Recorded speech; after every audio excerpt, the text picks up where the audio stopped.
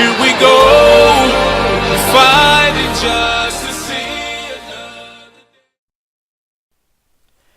Et salut tout le monde, c'est The Boysum et aujourd'hui on se retrouve pour un nouvel épisode de Pourquoi pas l'évolution.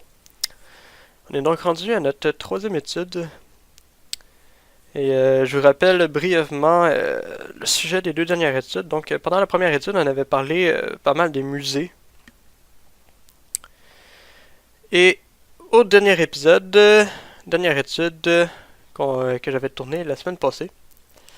Donc là, on est la première semaine de mars. Et juste pour information, le prochain épisode va sortir le 20 mars. Donc celui-ci va sortir le 6 mars. Et donc, dernier épisode, on avait parlé des hommes singes. Mais là, aujourd'hui, on va parler de quelques erreurs et contre-vérités que les fans de l'évolution, en fait, ont proféré un peu partout.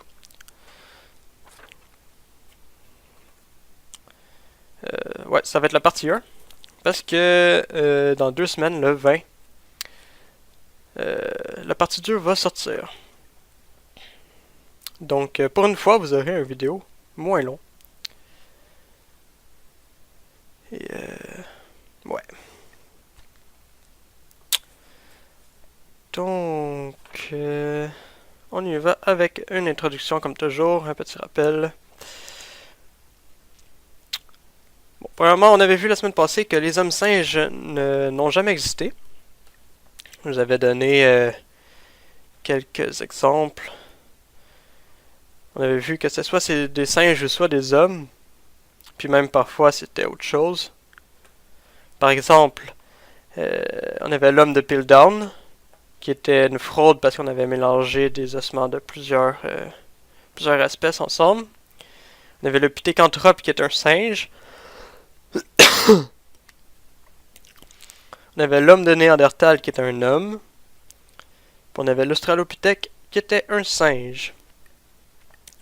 Puis peut-être que vous pourriez aussi vous rappeler le jugement de Scoop. Donc, on avait aussi plusieurs cas de prétendus d'hommes singes. Donc, c'est ceux que je viens de vous nommer. Voilà, le jugement de Scoop qui vient avec l'homme de Cookie, qui était en fait une dent de porc. Et on avait aussi parlé brièvement de la récapitulation embryonnaire, qui disait en gros que pendant notre développement dans le ventre de notre mère, on passait par toutes les étapes de l'évolution, ce qui n'est pas du tout le cas. Voilà qui est tout pour le rappel. Maintenant, on va aborder un nouveau chapitre, le chapitre 4, qui s'appelle « Pot pourri d'erreurs, d'aberrations et de contre-vérités ». Donc, pot pourri, ça va être pêle-mêle. Je vais vous nommer plusieurs erreurs que les évolutionnistes ont faites. Ou ils continuent à proférer. Ils continuent à enseigner, d'ailleurs. Là, je sais pas, je viens de toucher ma poubelle qui est à côté de moi. Désolé, je sais pas si vous avez entendu. Et donc, le nombre de contre-vérités est assez grand pour, en fait, faire 2 épisodes. Donc, vous allez être servi pour ça. Premièrement, qui a déjà entendu parler des organes vestigiaux? Dans mes cours de biologie, c'est souvent... dans le cours de biologie que j'ai eu la session passée, en fait, c'était une des preuves qu'on apportait sur l'évolution. On disait, l'évolution, ça existe parce qu'on a des organes vestigiaux. Puis là, je vais vous donner quelques exemples d'organes vestigiaux qu'on nous nommait. Mais avant, on va voir ce qu'est, selon l'évolution, un organe vestigiaux. C'est bien beau de dire, je vais vous nommer les organes vestigiaux, mais si vous ne savez pas c'est quoi, ça sert à rien. Donc, Un organe vestigial, c'est un organe qui est inutile, puis qui prouve qu'on descendrait d'un ancêtre commun. Par exemple, si supposons on avait des branchies, ben ça serait un organe vestigial. Parce que les branchies, ça nous servirait plus, vu qu'on est dans l'eau. Puis ça prouverait en quelque sorte qu'on descendrait du poisson. Mais c'est ça en fait, un organe vestigial. C'est un organe qu'on a, mais c'est un organe qu'on a, mais que il sert plus. T'sais. Ensuite, quelques exemples qu'il donnait justement des organes vestigiaux. Il disait 1. Les amygdales. Les amygdales, c'est dans le pharynx, dans le cou. Les glandes pinéales, qui sont dans le cerveau. On a l'appendice, qui est dans les intestins. Ben, dans les intestins. Pas dans les intestins exactement, mais je veux dire à côté. Relié. On a le thymus, qui est proche du cœur. Une autre glande. Puis, on a la thyroïde, qui est dans le cou. Puis enfin, le plus bel exemple que les évolutionnistes utilisent, le coccyx, qui est dans le bas de la colonne vertébrale. Qui est une espèce d'os pointu, en forme de triangle. Et donc, selon les évolutionnistes, tous ces organes-là, puis il en existe vraiment beaucoup plus, ils nous servent plus. Que c'est genre nos organes, disons, poubelles, qui sont là juste comme pour... qui sont là, mais qui servent plus. Voilà. Je pouvais pas dire qu'ils sont là, mais juste pour faire beau, parce que ça fait... bof, tu sais. Mais... mais avec les avancées de la médecine, on a trouvé toutes des utilités à ces organes-là. Donc, ils sont pas inutiles si on a trouvé de l'utilité. Et donc, c'est pas des organes vestigiaux. Et donc, on peut pas utiliser les organes vestigiaux pour dire « Oh, on descend de tel animal », parce que là, on a trouvé une utilité. Par exemple, les amygdales. Ça sert à la défense immunitaire. Donc, ça produit des globules blancs. Les glandes pinéales. Ça sécrète une hormone qui régularise les rythmes biologiques. Donc, cette hormone-là, ce qu'elle fait dans le fond, c'est qu'elle produit une molécule qui va régulariser nos rythmes, supposons qu'on dort. Quand on dort, ben là, il y a une hormone qui continue à faire fonctionner le corps. Puis quand on est éveillé aussi, parce que normalement, c'est pas nous qui fait fonctionner le corps. Ensuite, l'appendice. L'appendice, c'est une réserve de bactéries amies. Je sais pas si vous savez, mais on a des bactéries qui, quand il y a du stock qui arrive dans les intestins, des bactéries qui viennent de l'appendice, puis qui viennent faciliter notre... mais pas notre digestion parce que c'est déjà fait, mais je veux dire le triage des éléments. Donc, voilà. Le thymus, ça sert à la maturation des globules blancs. Donc, ce que ça fait, c'est que les globules blancs, ils passent dans le thymus. Puis le thymus, il les aide à grandir plus vite, à devenir matures plus vite. Fait que, supposons un exemple que je peux donner pour illustrer ça. Imaginez, les globules blancs, c'est des bébés, quand ils arrivent avant le thymus. Puis après ça, quand ils passent dans le thymus, quand ils ressortent, c'est rendu tout de suite des adultes, puis sont déjà prêts à faire le travail. C'est-à-dire de défendre notre corps. Ensuite, la thyroïde. La thyroïde, elle, sécrète des hormones qui régularisent les systèmes hormonaux. Donc, je ne sais pas si vous avez déjà entendu parler des glandes comme la testostérone ou celle pour les femmes, je ne me rappelle plus c'est quoi. Parce que ça c'est des glandes hormonales. Mais pour empêcher qu'ils se produisent sans arrêt, il y a une glande qui permet de d'arrêter ou de repartir le système. Puis c'est la thyroïde qui produit cette glande-là, cette hormone-là. Et le coccyx, qu'on dit vraiment inutile, puis qu'on dit que c'est comme la preuve qu'on avait une queue avant, eh bien le coccyx sert à quelque chose. Le coccyx sert à notre équilibre. L'équilibre statique, c'est-à-dire quand on est assis, supposons. Donc selon l'évolution, tous ces organes-là sont inutiles. Mais avec l'avancée de la science, on a tous trouvé des utilités à ça. Et donc on peut pas dire que les organes vestigiaux sont des preuves de l'évolution. C'est ce qu'on nous dit, mais c'est pas vrai. Justement parce qu'on a trouvé des utilités à tous les organes qu'on dit vestigiales. Ensuite, on nous dit aussi qu'on a quelques malformations. Par exemple, on nous dit que notre œil est mal formé. C'est ça le cas quand c'est plusieurs. C'est ça, que notre œil est mal formé. Bon, ça, je vais laisser ça là pour l'instant. Donc c'est ça. Donc que notre œil est mal formé, c'est-à-dire que genre on verrait pas bien à cause de ça. Mais en fait, c'est quand même l'organe le plus compliqué à ce jour du corps humain, l'œil, avec tout le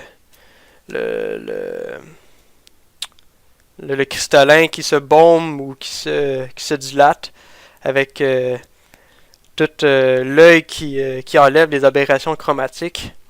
C'est quand même assez quelque chose. Donc l'œil mal formé, je suis pas prêt à dire ça par contre. Ou encore on nous dit aussi que notre genou était mal conçu. Donc il n'est pas fait comme pour marcher debout. Mais c'est quand même. Notre genou peut quand même nous permettre d'effectuer plus d'une dizaine de mouvements. On peut marcher, on peut courir, on peut sauter, on peut s'accroupir, on peut même marcher sur nos genoux si on veut. On peut faire plein de choses. Le genou peut faire beaucoup de choses. Même si ça n'a pas l'air, là. Ensuite, justement, là, on vient au mal de dos. Ce qu'on nous dit, c'est que nos douleurs de dos sont explicables. Parce qu'on était auparavant des singes. Puis donc, les singes avant étaient à quatre pattes. Ben là, on nous dit que vu que maintenant on est rendu debout, c'est comme si notre position n'était pas appropriée pour nous. Mais pourtant, on se rend bien compte que c'est pas tout le monde qui a mal au dos. Puis, en fait, ça vient plus de nos mauvaises habitudes. Par exemple, de s'asseoir tout croche sur notre chaise ou de pas faire assez de sport ou je sais pas trop quoi de même. Mais ça vient pas d'une quelconque évolution, ça c'est certain. Ensuite, ce qu'on nous dit aussi, c'est que on a notre système pileux, tous nos poils, là, nos cheveux, nos poils sur nos bras, en dessous de nos bras, sur les jambes, partout. Ben ça, c'est tout ce qui nous reste de ce qu'on avait quand on était des singes. Mais en fait, encore là, le système pileux, en fait, ce qu'on me dit dans mon cours de biologie, c'est que notre système pileux, nos poils, sont inutiles. Sauf peut-être pour la tête. Mais pourtant, en regardant sur Internet, j'ai trouvé plein d'utilités aux poils. Par exemple, les poils, surtout nos bras, vous allez comprendre quand je vais le dire, il y a une protection thermique. C'est-à-dire que quand supposons on a la chair de poule, ben c'est pour capter plus de chaleur. Donc on a froid, on a la chair de poule, mais c'est pour capter plus de chaleur. Donc c'est comme une sorte de protection thermique. Le rôle est mineur, mais c'est quand même un rôle. De cette façon-là, justement, en ayant la chair de poule, la chaleur elle va être plus retenue par le poil, puis c'est une manière pour le corps de se réchauffer. Donc les poils, sans les poils, le corps pourrait avoir plus froid dans le fond, quand il fait froid. Aussi, les poils aussi peuvent nous servir à perdre la chaleur, comme les éléphants. Quand supposons on a la fièvre, puis qu'on a la chair de poule, c'est pas parce qu'on a trop froid. C'est parce qu'on a le corps a trop chaud, puis en dressant les poils, ça permet à la chaleur de surplus dans le corps de s'échapper. Donc, encore là, ça a une utilité qui est à double sens. Les poils qu'on a sur la tête, c'est une protection thermique qui est assez importante. Je sais pas qui de vous qui m'écoutez avait pas de poils sur la tête, c'est-à-dire que vous êtes chauve. Je sais pas qui de vous est chauve, ceux que vous me regardez, mais ceux qui sont chauves ou qui ont déjà été chauves, vous savez de quoi je parle. Parce que tu sens tous les courants d'air, puis apparemment que c'est affreux. Sur les premiers instants, je parle là. Ensuite, les poils qu'on a sous les bras, ben ça sert à diminuer l'évaporation de la transpiration. C'est-à-dire que quand on transpire, ben au lieu de ça s'évapore, ça coule comme de l'eau. Donc les poils servent justement à ce que l'eau qui ressort de notre transpiration, elle s'évapore pas. Ensuite, nos cils et nos sourcils, ça a une utilité, c'est pas pour rien qu'on a des cils et des sourcils. Il y a une protection contre les impuretés et la sueur. Supposons vous regardez les chameaux ou les dromadaires qui ont des longs cils. Ben ça, c'est pour éviter que le sable leur fouette les yeux et que ça leur crève les yeux quasiment carrément. Ben nous, nos cils, ça sert un peu à la même chose. Ça sert à ce que les impuretés, ça puisse pas aller facilement dans les yeux. Puis quand que tu sues du front, ben les sourcils vont tout prendre la sueur au lieu de ça taille dans les yeux. Fait que c'est un peu utile. Puis le poil qui sont dans le nez et les oreilles, il y en a qui en ont plus que d'autres, mais on en a toutes quand même un peu. Ben, tout le poil là, ça sert de filtre. Pour pas qu'il y ait de saleté qui rentre dans le nez et que ça aille jusque dans tes poumons, par exemple. Mais c'est une première garde contre les impuretés. Puis dans les oreilles, c'est la même affaire. Pour pas qu'il y ait des saletés qui aillent jusqu'au tympan, par exemple. Donc, le poil sur notre corps est pas inutile. Puis il sert à plein de choses. Donc vraiment, le système pileux de dire que c'est tout ce qui nous reste de quand on était des singes, non, ça marche pas. Notre système pileux, il sert à quelque chose, puis je veux dire, on aurait pu aussi bien être créé comme ça. Ensuite, une autre quelque chose qu'on a proféré un peu comme contre-vérité, c'est la météorite d'Orgueil. Puis là, Orgueil, c'est pas le concept de l'orgueil, là. Non, c'est une ville là, en France, dans le Midi-Pyrénées. Je vais raconter un peu l'histoire. On est en 1864. Puis là, en 1864, il y a la découverte superbe, dont on pensait que c'était vraiment comme la découverte du siècle, là. C'est la découverte de cette météorite. Donc, puis on disait que la météorite, elle contenait des acides aminés. Puis il faut savoir que les acides aminés, c'est la base biologique de la vie. Puis étrangement, une coïncidence, entre guillemets, la météorite a été trouvée 5 semaines après que Pasteur, qui était un scientifique, puis ça a été trouvé 5 semaines après que Pasteur démontre que la génération spontanée de la vie, c'est impossible. Parce que selon les évolutionnistes, la vie s'est générée spontanément à partir des acides aminés. Donc, en découvrant cette météorite-là, on apportait la preuve justement que la vie a pu être apportée des météorites avec des acides aminés, puis que ça a pu générer spontanément la vie. Mais Pasteur avait démontré, avait fait des expériences, puis il avait vraiment prouvé que c'était impossible. Fait que là, il y a quelque chose de bizarre, c'est louche un peu. En 1961, on a fait une expérience, c'est vraiment longtemps après. On a fait une expérience lui, Bartholomew Nagy, je sais pas si je le dis comme il faut, là, et George Klaus. Pas de photo. Donc, ces deux bonhommes-là ont fait une expérience sur justement la météorite qu'on avait découverte. Puis, ils ont découvert quelque chose que plusieurs avaient douté. En fait, ce qu'on avait fait pour la météorite, c'est que on l'avait ramollie, premièrement. On avait utilisé une sorte de colle comme liant. Puis là, on avait inséré des composants organiques, donc les acides aminés, là.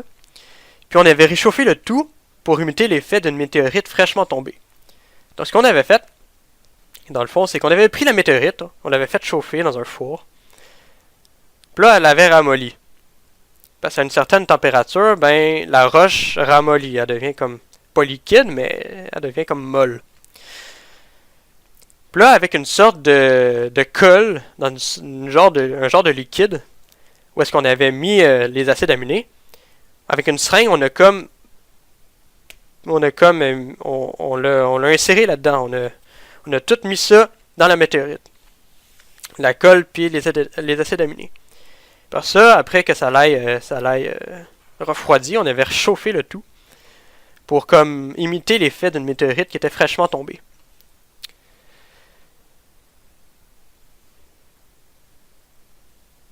Fait que là, on voulait prouver que la vie était arrivée de manière extraterrestre, donc par des météorites à l'extérieur de la Terre.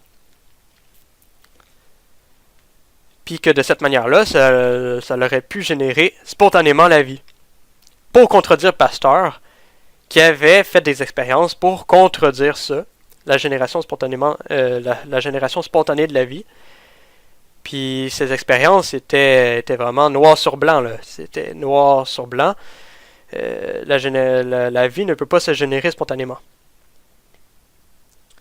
Puis on avait fait une espèce de fraude pour essayer de le contredire. Mais finalement, ça a été découvert quasiment 100 ans plus tard.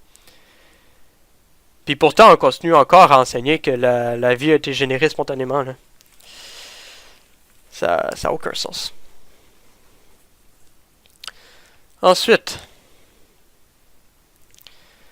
à propos de la malhonnêteté intellectuelle, on a ce monsieur-ci, Edgar Harold Andrews, qui est né en 1932, il n'est pas encore mort.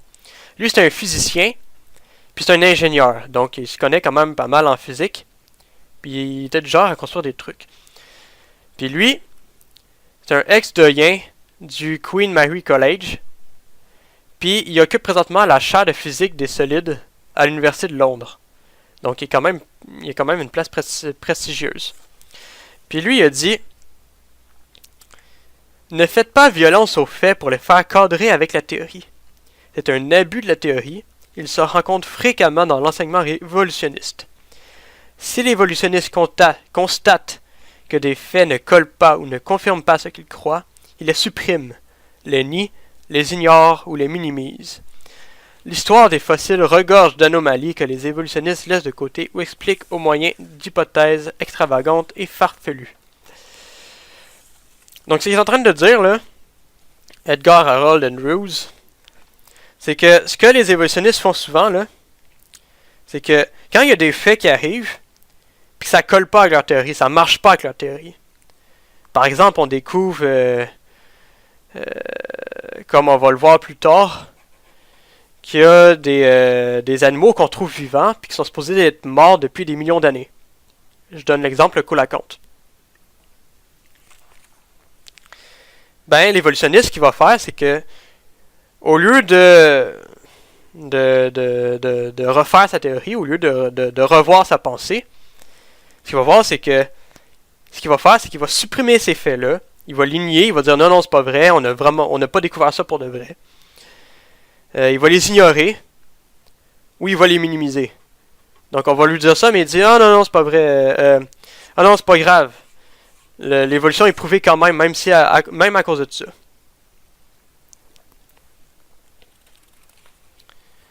Puis des fois même ce qu'ils font, c'est qu'ils arrivent puis ils expliquent ces anomalies-là. Du genre, pourquoi que le coelacanth est retrouvé vivant quand il est supposé d'être mort depuis des millions d'années. Ben, ils vont expliquer ça au moyen d'hypothèses extravagantes. Du genre, ben, tu sais, même, j'ai pas d'exemple à donner parce que j'arrive pas à trouver des exemples assez extravagants pour expliquer ça, là. Mais, ça se pourrait que vous ayez des exemples de tout ça. Si vous en avez, ça serait cool de pouvoir les indiquer. Ensuite, autre chose qu'on dit que l'évolution dit, c'est que l'homologie, c'est une preuve de l'évolution. Ce que ça dit, dans le fond, l'évolution, c'est que ça dit le tigre a une bouche. C'est un exemple que je donne, là. Le tigre a une bouche, le zèbre a une bouche, l'oiseau a une bouche, le poisson a une bouche, le lézard a une bouche, la grenouille a une bouche, le scarabée a une bouche. Donc ça veut dire que tous ces animaux-là, ils vont descendre du même ancêtre. Parce qu'on dit, étant donné qu'ils ont toutes une bouche, ben ils devaient bien avoir un ancêtre au début qui avait une bouche lui aussi. Puis que là, en évoluant, ben là, ils ont divergé, tout en gardant leur bouche. Puis leurs bouches sont modifiées peut-être aussi pour leur environnement et tout, pour leur bouffe, les dents et tout. Mais ils disent qu'au départ, il y avait tout le temps un ancêtre commun qui avait toute une bouche. Puis je veux dire, j'ai utilisé l'exemple de la bouche, parce que c'est frappant. Mais souvent, ce que les évolutionnistes vont faire, ils vont pas dire « Ah, la bouche », ils vont dire « Ah, cet os-là, vu qu'il se retrouve chez plein d'animaux, on dit qu'il va descendre du même ancêtre. » Puis en fait, est-ce que j'ai autre chose? Non, j'ai pas de chose, on va retourner. Bon. Puis en fait, l'homologie, de dire que c'est une preuve de l'évolution, c'est faux, évidemment. Parce que quand il y a un mécanisme qui se trouve à être idéal pour effectuer un mouvement, par exemple, supposons, tous les oiseaux ont des ailes. Est-ce que ça voudrait dire que tous les oiseaux vont descendre du même ancêtre à cause qu'ils ont toutes des ailes? Mais non. Parce que quand on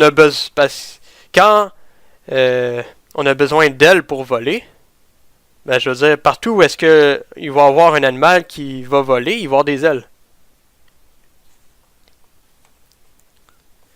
Donc par exemple pour la bouche, ben de dire que tous les animaux ont une bouche, ça veut dire qu'ils descendent du même ancêtre, c'est un peu simpliste. Non. En fait, c'est que la bouche est nécessaire chez tous les animaux pour se nourrir. De la même façon que chez tous les oiseaux, les ailes sont nécessaires pour voler. De la même façon que, supposons, pour les poissons, les branchies sont nécessaires pour respirer. Donc, j'ai jamais vu un poisson sans branchies. Un poisson sans branchies, ça n'existe pas. Parce qu'il ne pourrait pas respirer puis il va mourir. Simple, c'est simple comme bonjour, là, c'est pas compliqué. Donc l'homologie, c'est pas une preuve de l'évolution, c'est juste de dire que l'homologie, c'est juste dire il y a différents animaux, peut-être de groupes différents, mais qui peuvent accomplir les mêmes choses. C'est tous les animaux que j'ai là, ils peuvent tous se nourrir. Mais ça ne veut pas nécessairement dire qu'ils descendent tous du même ancêtre. Ensuite, on va parler aussi un peu de l'homme-orse. Donc, on avait trouvé en Andalousie des squelettes d'un homme-singe. Là, j'ai beaucoup parlé des hommes-singes au dernier épisode, donc je parlais moins longtemps des hommes-singes, disons, cette fois-là. Mais on avait découvert, après vérification, après expérimentation, que ce qu'on disait l'homme-orse, l'homme-singe d'Andalousie, c'était en fait le crâne d'un âne âgé de 4 mois. Ben, je sais pas si vous savez, orse, ça veut dire âne. Donc l'homme-orse, c'est le nom qu'on a donné après qu'on ait découvert ça, parce qu'avant il s'appelait l'homme-singe d'Andalousie. Mais en fait, on disait que c'était un homme-singe, puis finalement c'est le crâne d'un âne qui était âgé de 4 mois. Ensuite, on a aussi l'Ardipithecus ramidus, qui est maintenant...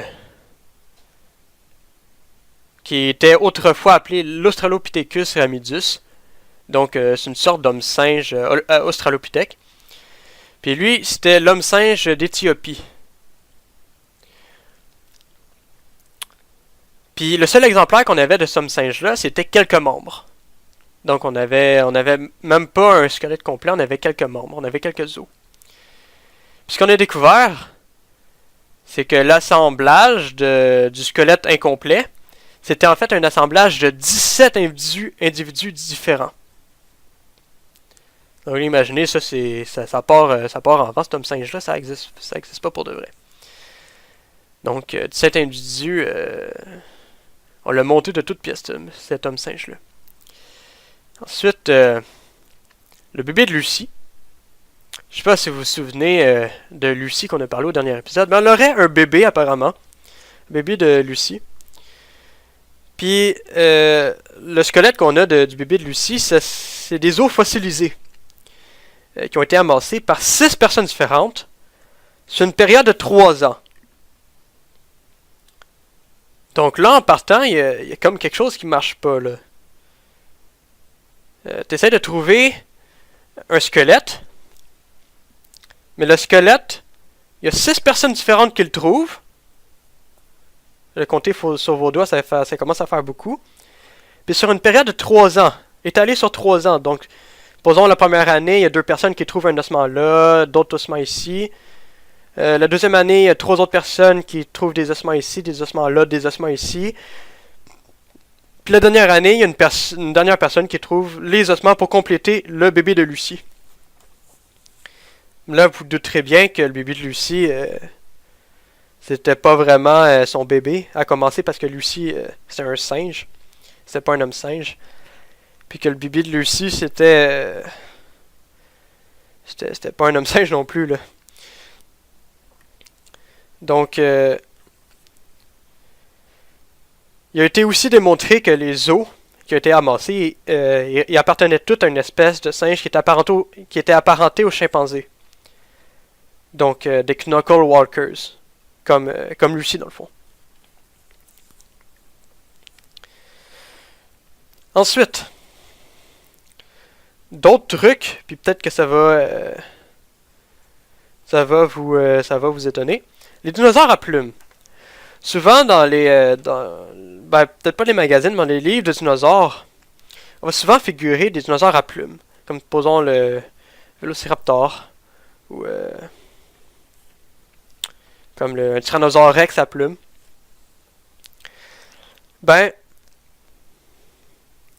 National Geographic, donc vous connaissez sûrement ce logo-là. Mais je me rappelle plus en quelle année, mais ils ont publié un article qui s'appelait Le dinosaure volant. Puis là, la revue essayait de prouver que les dinosaures descendaient que les oiseaux descendaient des dinosaures. Pas dire le contraire, parce que sinon... non, c'est ça, que les oiseaux descendaient des dinosaures. Puis, dans la revue, on avait attaché une queue de dinosaure à un fossile d'oiseau. Donc, ce qu'on avait fait, c'est qu'on avait pris une queue de dinosaure en os, là. Puis, on l'avait mis sur le derrière d'un squelette d'oiseau. Puis là, on avait dit, tiens, ça, c'est une forme intermédiaire entre les oiseaux et les dinosaures. Puis là, tout en sachant qu'il allait tromper beaucoup de monde avec ça, parce qu'on s'entend que c'était pas véritablement un squelette qu'on avait trouvé. Le directeur de la revue a tout de même décidé de publier l'article. Fait que là, on a trompé beaucoup de personnes par ça, puis il y a beaucoup de monde qui vont croire à cause de cet article-là que les dinosaures à plumes ont déjà existé. Mais pourtant, pour prouver ça, ce qu'on avait fait, on avait pris un fossile d'oiseau, on avait pris une queue de dinosaure en os, là. Puis là, on avait mis ça ensemble, puis on avait dit, voilà, un dinosaure à plumes. Puis, d'ailleurs, pour prouver que les dinosaures à plumes existent, il y a beaucoup de fraudes de la sorte qui ont été découvertes. C'est quasiment une mode. Puis, en fait, euh, les paléontologues sérieux, je parle, ceux qui disent ah non, les dinosaures à plumes, ça n'a jamais existé, ils disent que c'est très difficile de discerner les vrais fossiles des faux. Donc on va te présenter un fossile de dinosaure à plumes, puis il va ressembler à un fossile qui a vraiment été déterré. Puis d'ailleurs, les faux fossiles, justement, on en trouverait beaucoup dans les expositions des musées. Donc voilà une photo d'un dinosaure à plumes. Fait que... donc c'est ça, on trouverait beaucoup de fossiles de dinosaures à plumes, justement, dans les musées, quand ils sont faux. Fait que, vous vous souvenez dans le premier épisode qu'on avait parlé justement des trompe-l'œil dans les musées, ben ça, c'en est un exemple. Puis au nom de la Chine, pour finir, il y aurait, paraît-il, une fabrique de faux fossiles qui sont spécialisés dans la production de dinosaures à plumes. Donc il y aurait une fabrique, une espèce d'industrie, une usine, qui fabrique des ossements de ce dinosaure-là. Des dinosaures à plumes. Expressément. Puis ils sont spécialisés là-dedans, là. Des spécialistes. Donc, c'est tout pour finir pour aujourd'hui. Je vous ai parlé de pas mal de choses. Donc je sais pas si vous allez tout retenir. Mais peu importe, je vous ai parlé de beaucoup de trucs que les évolutionnistes avancent parfois. Peut-être que... il y a certaines choses... Supposons que vous parlez avec un évolutionniste puis que vous disiez ah supposons telle chose c'est prouvé que c'est faux, ben peut-être qu'il va vous dire ah oui c'est vrai, il y a des années on a dit que c'était faux nous autres ici les évolutionnistes. Mais des affaires du genre les organes vestigiaux, l'homologie, les dinosaures à plumes, ça c'est toutes des affaires que les évolutionnistes vont tout affirmer que c'est vrai. Mais pourtant qu'on a vu que c'est pas vrai du tout. Donc pour finir, une conclusion comme toujours, qu'est-ce qu'on peut conclure?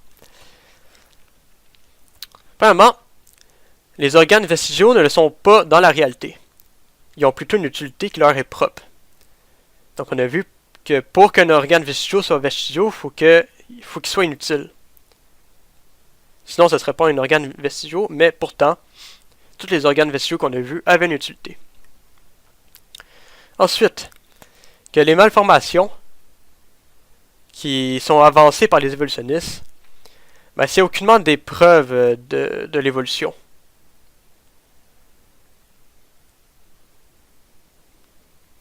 Donc, puis déjà, on peut déjà commencer, on peut déjà se poser la question si on peut les considérer comme tels. Supposons le genou ou l'œil qui a été mal formé, je suis pas sûr que c'est des malformations. C'est fait comme ça. Ensuite, que la malhonnêteté intellectuelle est chose courante chez les évolutionnistes. Donc, d'essayer de tromper les gens, de nier des faits qui ont été prouvés ou de continuer à enseigner certaines choses que ça a été prouvé depuis longtemps faux. C'est toutes des choses que les évolutionnistes font souvent. Ensuite, l'homologie n'est aucunement une preuve d'évolution. Comme on l'a vu, l'homologie est plutôt une preuve que tel mécanisme ou telle partie de l'organisme est nécessaire pour qu'il puisse marcher. Supposons, on avait vu les ailes, la bouche. Tous des trucs que l'évolution dit, c'est une preuve de l'évolution parce que c'est l'homologie. Non. Ça sert partout où est-ce qu'il est. Donc, tout oiseau va avoir des ailes pour pouvoir voler. Ensuite, est-ce que j'ai besoin de rappeler le cas des hommes singes, en fait? C'est assez simple comme ça. J'ai parlé des hommes singes pendant quasiment une heure, la dernière vidéo, puis là, j'en ai parlé encore un peu aujourd'hui avec quelques exemples. Et pour finir, des dinosaures à plumes. Simple duperie, simple tromperie. Comme on a vu, des fabriques de dinosaures à plumes, c'est pas très honnête. Donc, prochaine étude. On va voir encore des erreurs et des contre-vérités. Ça va être tout aussi accablant que là maintenant. Que ce qu'on a vu aujourd'hui. Et donc, c'est la fin de cet épisode. J'espère que vous avez apprécié. N'hésitez pas à répondre en commentaire, à donner vos commentaires et tout. Moi, ça me fait un plaisir de vous répondre. Je sais pas combien de temps ça a duré, là. Il est rendu 5 heures, je pense que ça a duré environ 30-35 minutes. Donc, comme vous avez pu voir, ça a duré longtemps, parce que j'ai coupé comme un chapitre en deux, parce que sinon c'était vraiment trop long. Et donc, moi, je vais vous donner rendez-vous pour le prochain épisode. Donc, n'oubliez pas le 20 mars. Prochain épisode, on va voir la suite de ce chapitre-là. Et où je donne rendez-vous peut-être pour un prochain vidéo de jeu vidéo. Donc soit Mountain Blade ou un nouveau let's play que je vais bientôt commencer. On verra. En tout cas, moi je vous laisse. J'ai assez parlé comme ça. Je vais vous laisser un peu réfléchir. Bon, là c'est ma souris qui fait... Bon, bye bye. Merci. Ouais, c'est ça. Je vais vous laisser réfléchir à tout ça. Donc, moi, je vous dis au revoir. On va se revoir dans un prochain épisode. Allez, salut tout le monde!